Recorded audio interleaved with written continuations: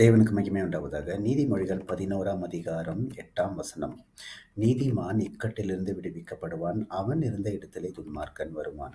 இந்த வசனத்தை படிக்கும்பொழுது நம்ம பூரிப்படையணும். ஏன்னா யோசிச்சு பாருங்க, நம்ம சுற்றி இருக்க ஜனங்கள், வேலை ஸ்தலங்கள் இருக்கலாம், அக்கம் பக்கத்தினர் இருக்கலாம், சில பேர் குடும்பத்திலே இருக்கலாம், உறவு முறையினர். நம்ம ஒரு தேவையில்லாத பிரச்சனையில மாட்டிக்கணும், அங்க மாட்டி தத்தளிக்கணும், அதை அவங்க பார்த்து ரசிக்கணும்னு விரும்புறாங்க. இது துன்மார்க்கமான ஒரு காரியம். அடுத்தவங்கள கெடுக்கணும் அப்படின்றது துன்மார்க்கரான காரியம். ஆனா அந்த இடத்துல ஆண்டவர் என்ன சொல்றாருன்னா, நீதிமான் இக்கட்டிலிருந்து விடுவிக்கப்படுவான். உங்களுக்கு ஒரு சந்தேகம் இருக்கும், நான் அந்த மாதிரி சூழ்நிலையில போயிருவேனா அப்படின்னா, ஒருவேளை நீங்க போனாலும் ஆண்டவர் சொல்றாரு, அந்த சூழ்நிலையிலிருந்து நீங்க தப்பிப்பீங்க. ஆனா யாரு திட்டம் பண்ணா, எந்த துன்மார்க்கன் திட்டம் போட்டானோ அவனே அதுல மாட்டிக்கொள்வான்னு. இது தேவனுடைய ஒரு வாக்குத்தத்தமான வசனம். இன்னொரு வார்த்தையும் கேளுங்க, நீதிமான்கள்.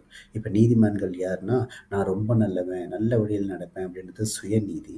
ஆனா அதை குறித்து சொல்ல, ஆண்டவராகிய கர்த்தர் உங்களுக்குள்ள ரத்தத்தினால கழுவப்பட்டு உங்களுக்குள்ள இருந்தால் நீங்கள் நீதிமான்கள். அப்போ நான் தப்பு செய்வேனேன்னா, ஆண்டவர் உங்களுக்குள்ள வாசம் செஞ்சா, அவரை நீங்கள் ஆராதிச்சா, அவருக்கு பயப்பட பயம் இருந்தால் நீங்கள் தவறு செய்ய மாட்டீங்க. ஆண்டவர் உங்களோடு கூட இருந்து தவறை திருத்தி கொள்ள அந்த குற்ற உணர்வை கொடுத்து உங்களை பரிசுத்தப்படுத்திட்டே இருப்பார்.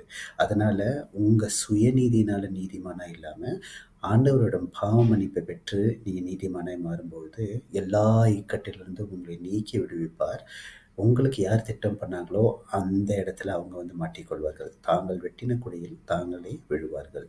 தேவன் தாமே உங்களை ஆசீர்வதிப்பாராக.